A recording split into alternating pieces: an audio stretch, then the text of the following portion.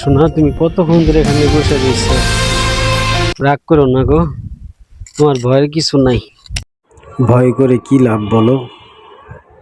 তুমি যখন আমার কাছে থাকো, তোমার কাছে যখন আমি আসি, দুনিয়ার কোনো কিছু আমার ভয় লাগে না। তোমাকে কাছে পেলে সব কিছু আমার তুচ্ছ মনে হয়। এই পৃথিবীর তোমার আর আমার।